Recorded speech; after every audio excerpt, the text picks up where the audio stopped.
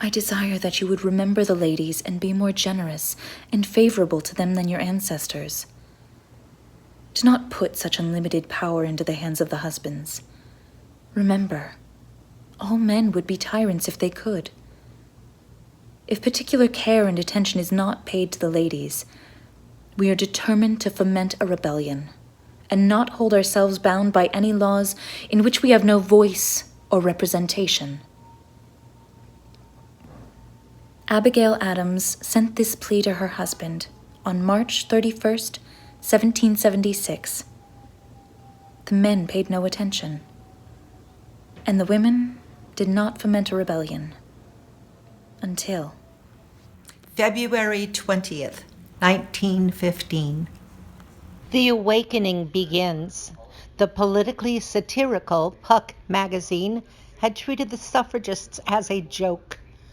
But on February 20th, 1915, the magazine suddenly changed course. This issue was devoted to the women's fight for the right to vote, and cartoonist Henry Mayer's pro-suffrage illustration appeared as a powerful 2-page spread.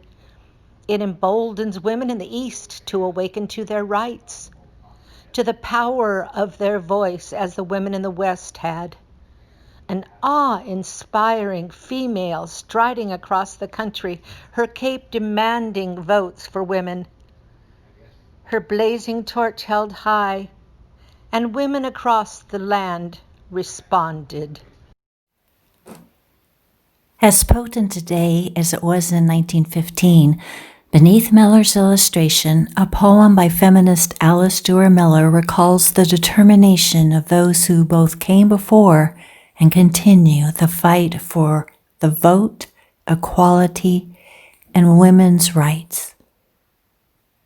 Remember those who strove, the first defeated women, gallant and few, who gave us hope, as a mother gives us love. Forget them not, and this remember too. Look forward, women, always.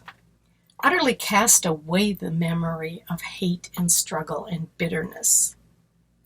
Bonds may endure for a night, but freedom comes with the day. And the free must remember nothing less. How at the later call to come forth and unite, women untaught, uncounseled, alone and apart, rank upon rank, came forth in unguessed might, each one answering the call of their own wise heart. They came from toil and strife, from leisure and ease, those who knew only life, and learned women of fame, girls and the mothers of girls, and the mothers of these. No one knew how or whence they came, but they came. They came. The faces of some were stern, and some were gay, and some were pale with the terror of unreal dangers. But their hearts knew this, that hereafter, come what may, women to women would never again be strangers. While many women experienced the right to vote on November 2nd, 1920, African American women were not among them. The women of the Harlem Renaissance put their anger and frustration into their art, their literature, their music. During the Great Depression of the 1930s, Eleanor Roosevelt encouraged Franklin to hire more women, which led to workers' rights advocate Frances Perkins becoming the first woman appointed to the United States Cabinet.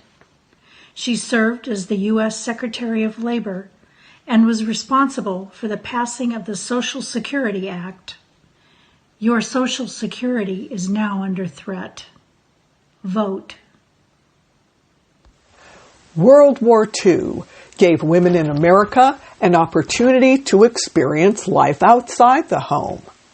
While Rosie the Riveter became an icon, women's pay was 50% less than men's.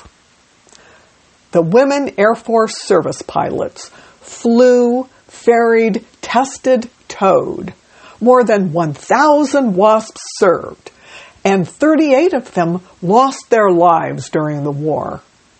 Since these women were deemed service employees with no official military status, these fallen WASPs were granted no military honors or benefits, and it wasn't until 1977 that the WASP received full military status.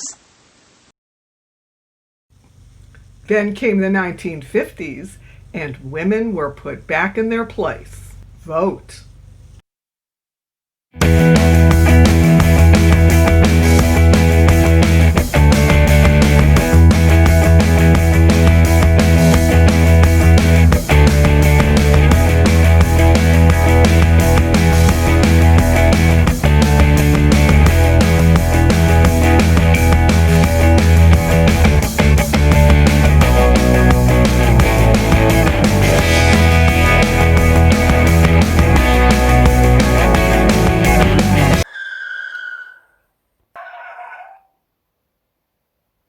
I was in charge of what we did the last 2 years of the Obama administration. I will give you full credit for that.